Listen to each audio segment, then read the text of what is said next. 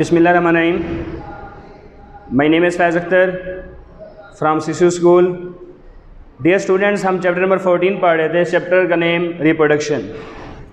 आज का जो हमारा लेक्चर है वो लेक्चर नंबर 4 और इस टॉपिक का नेम है वेजिटेटिव प्रोपगेशन। वेजिटेटिव प्रोपगेशन भी कहते हैं या फिर इसको वेजिटेटिव रिप्रोडक्शन भी कहा जाता है। Vegetative reproduction.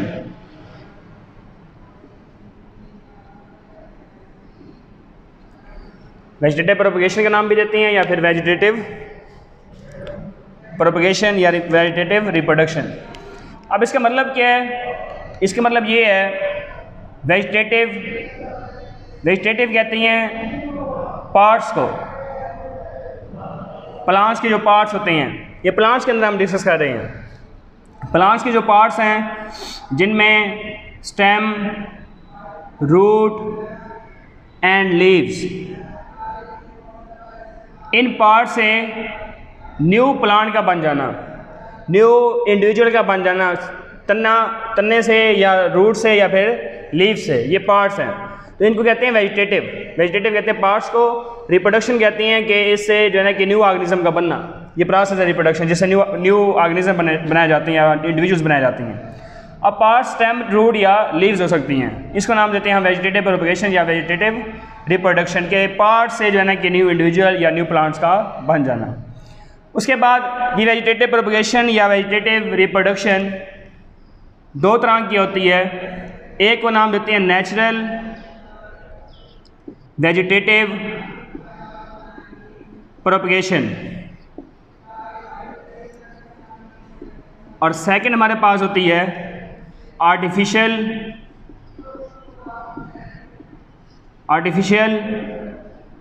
Vegetative propagation.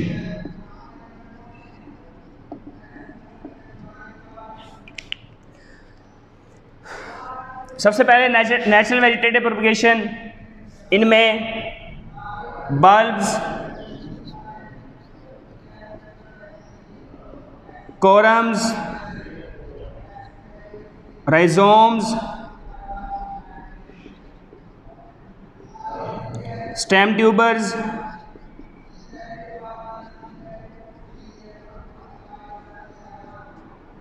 Suckers and by leaves. तो नेचुरल वेजिटेटिव प्रोपगेशन किसके जरिए हो रही है? Bulbs, corms, rhizomes, stem tubers, suckers and by leaves. अगर हम आर्टिफिशियल वेजिटेटिव प्रोपगेशन की बात करें तो इसमें cutting and grafting,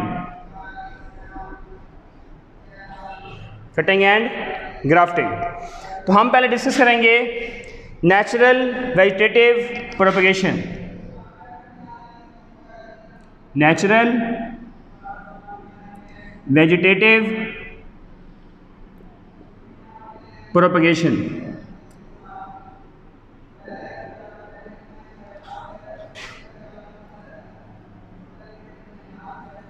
natural vegetative propagation के अंदर फर्स्ट ऑफ ऑल पहला पॉइंट है वो है बल्ब्स।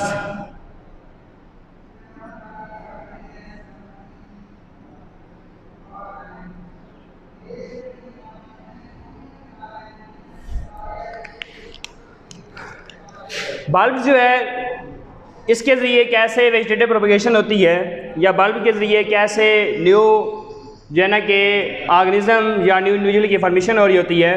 तो इसमें हमारे पास जो है ना कि बल्ब्स अगर हम इसका स्ट्रक्चर बनाएं तो कुछ इस तरह का होगा।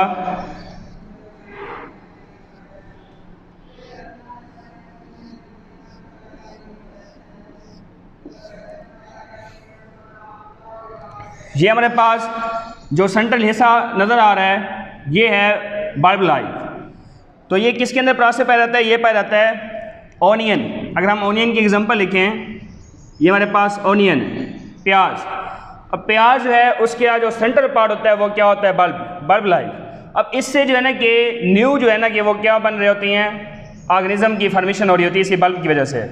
अब ये जो हमारे पास ओनियन है, इनके जो लीव्स होती हैं, पत्ते जो होती हैं वो होती हैं फ्लैशी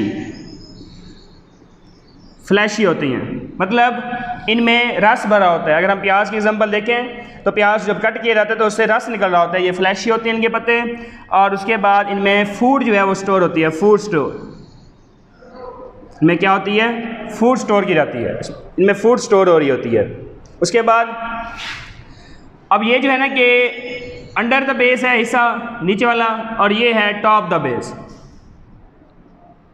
टॉप द बेस, और ये है अंडर द बेस।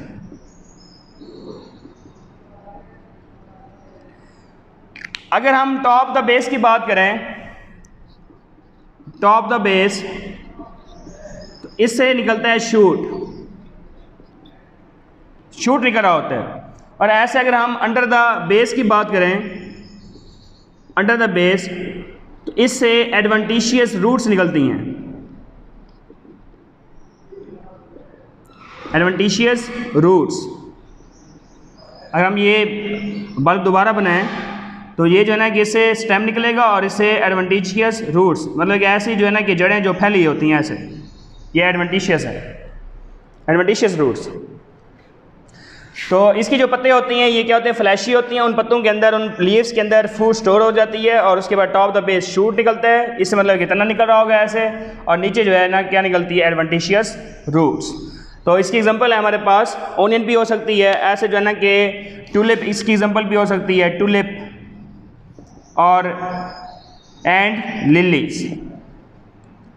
लिलीज भी इसकी एग्जांपल हो सकती हैं। तो ये हमारे पास था फर्स्ट ऑफ ऑल बल्ब्स। अब सेकंड हमारे पास कॉर्न्स।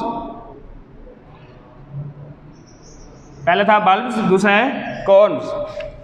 अब कॉर्न्स से जो है ना कैसे जो है ना कि, या जो है ना कि हमारे पास न्यू जो है ना कि प्लांट जो है ना कि से, या स्टेम जो है ना कि बन रहा होता है, या कैसे रूट बन रही होती है, और इनमें जो है ना कि कौन कौन से जो है ना कि अंडरग्राउंड स्टेम, कॉर्न्स की अगर हम बात करें तो ये हमारे पास ये भी क्या होता है, अंडरग्राउंड स्टेम होता है, ये अंडरग्राउंड स्टेम। ये भी क्या होता है, अंडरग्राउंड स्टेम होता है, ये भी क्या होता है, अंडरग्राउंड स्टेम है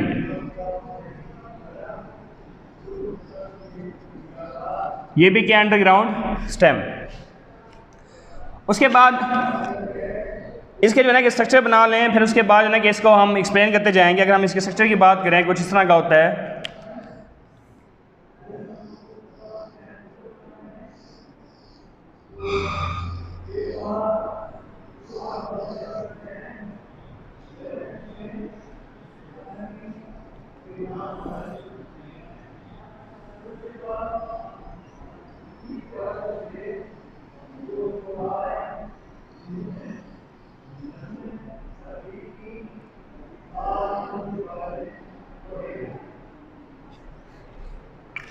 ये इसका स्ट्रक्चर है जो कि हमारे पास कॉर्न्स। अब ये जो है ना कि किसकी जो है ना कि किसका स्ट्रक्चर बनाया हमने, वो बनाया हमने डैशीन का। डैशीन कहते हैं अरवी को, अरवी। तो अरवी का जो ऊपर वाला हिस्सा होता है, ये जो उभरा हुआ हिस्सा है, थोड़ा स्वेल किया गया है, ये है कॉर्न्स, ये कॉर्न। अब इस कॉर्न के ऊपर क्या लगे होते हैं, बर्ड। क्या लगे होते हैं, बर्ड्स। अब बर्ड्स जो है ना कि जो जहाँ पर बर्ड्स लगे होंगे, उस बर्ड से ऊपर की तरफ या टॉप द बेस जो होगी, वहाँ से क्या निकलेगी, शूट। टॉप द बेस, वहाँ से शूट निकलेगा। और उसके बाद जो अंडर द जो बेस होगी, अंडर द बेस, उससे क्या निकलेगी, रूट। और उसके बाद इसके जो लीव्स की अगर हम बात करें तो ये क्या होंगे, स्केली लीव्स होंगे इनके, स्केली लीव्स। ये लीव्स स्केली होती हैं, तो ये होते हैं अंडरग्राउंड स्टेम में। और उसके बाद इसका जो ऊपर वाला हिस्सा होगा अरवी का, वहाँ पर कॉर्म होता है, उस उभरा हुआ हिस्सा होता है, उस कॉर्म के ऊपर बर्ड लगी होती हैं। बर्ड्स जो टॉप द बेस होंगी वहाँ से शूट, और उसके बाद जो अंडर द बेस होंगी वहाँ से क्या निकल रही होगी, रूट। इसकी डैशिंग एग्जांपल भी बन सकती है। और उसके बाद गार्लिक भी इसकी एग्जांपल हो सकती है, गार्लिक, लहसुन वगैरह। तो ये हमारे पास था कॉर्म्स। थर्ड हमारे पास राइजोम्स। राइजोम्स अब ये होंगे अंडरग्राउंड, ये भी अंडरग्राउंड होंगे, अंडरग्राउंड। और उसके बाद ये हॉरिजॉन्टल होती हैं, हॉरिजॉन्टल पोजीशन में होंगे। ये इस तरह वर्टिकल होती है, ये क्या होती है, हॉरिजॉन्टल पोजीशन होती है हमारे पास, हॉरिजॉन्टल पोजीशन। ये इस तरह, ये जो उफ़की जो है ना कि ये इसका जो स्ट्रक्चर होता है वो उफ़की नुमा होता है। तो हॉरिजॉन्टल होती हैं अंडरग्राउंड, और उसके बाद स्केली लीव्स, इनके पत्ते स्केली लीव्स। और उसके बाद कुछ जो है ना कि इसका जो हिस्सा होगा स्ट्रक्चर में वो लार्ज पार्ट होगा। उस लार्ज पार्ट से फिर जो है ना कि क्या होंगे, उसके ऊपर लार्ज पार्ट पर बड होंगी। फिर बड से जो है ना कि स्टेम या फिर रूट निकल रही होगी। अगर हम इसका स्ट्रक्चर बना लें तो इसका स्ट्रक्चर कुछ इस तरह का होता है।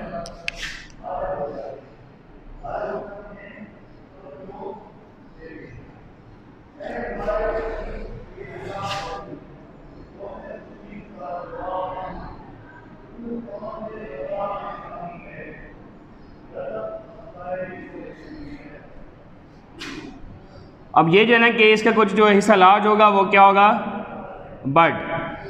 इस बड से फिर जो है ना कि क्या निकलते हैं, रूट और शूट। तो ये हमारे पास जो है ना कि किसकी जो है ना किसका स्ट्रक्चर बनाया गया है, ये हमारे पास है जिंजर।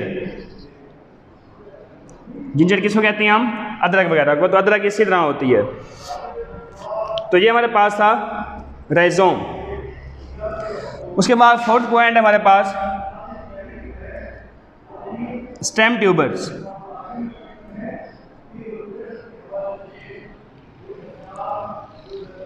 अगर हम स्टेम ट्यूबर्स की बात करें तो स्टेम ट्यूबर्स, इसका पहले स्ट्रक्चर हम बना लेते हैं, फिर इसको वजाहत करते जाएंगे। कुछ इस तरह का होता है इसका स्ट्रक्चर।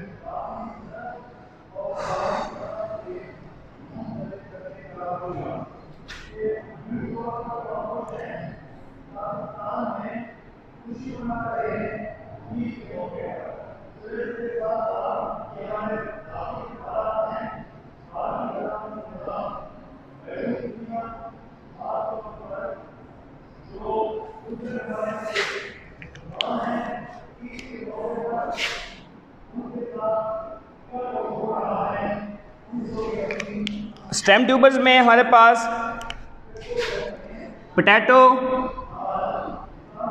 पोटैटो या फिर जैम्स, मतलब आलू या फिर शकरकंदी। तो जो हमारे पास पोटैटो है, तो इस पोटैटो के ऊपर आइज़ होती हैं हमारे पास। आइज़, ये जो है ना मतलब कि ये आइज़ जो है ना कि ये, और उसके बाद जो है ना कि ये आइज़ क्या होती हैं, बर्ड लाइक। तो उस जो है ना कि आइस से जो है ना कि क्या निकलती है, shoot and root, shoot and root. तो ये जो है ना कि आइस, फिर जो है ना कि जिसको हम नाम दे रहे हैं बर्ड, उस जो टॉप द बर्ड होगी, टॉप द बर्ड, उससे शूट निकलती है, ये टॉप द बर्ड। और उसके बाद जो हमारे पास होती है अंडर द बेस भी कह सकते हैं इसको। तो ये हमारे पास उससे क्या निकल रही होती है, वो निकल रही होती है रूट। तो जो हमारे पास पोटैटोज़ वगैरह या फिर जैम्स वगैरह जो होती हैं, उनके अंदर स्टेम ट्यूबर के ज़रिए ये काम हो रहा होता है। फिफ्थ पॉइंट है हमारे पास सक्कर्स। अब सक्कर्स की अगर हम बात करें, सक्कर्स, इसमें हम एग्जांपल लिख लेते हैं मिंट वगैरह। मिंट हम कहते हैं पुदीने को, पुदीना। तो हमारे पास जो है ना कि जो है ना कि जो प्लांट होता है, मेन जो प्लांट होगा, मेन प्लांट जो हमारे पास मेन प्लांट होता है, फॉर एग्जांपल, या इसके स्ट्रक्चर इस तरह बना लें। पहले ये समझ लें कि हमारे पास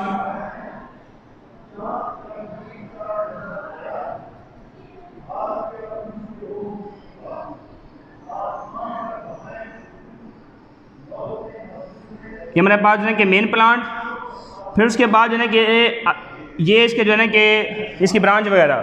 तो इससे जो है ना कि ये फासले के ऊपर,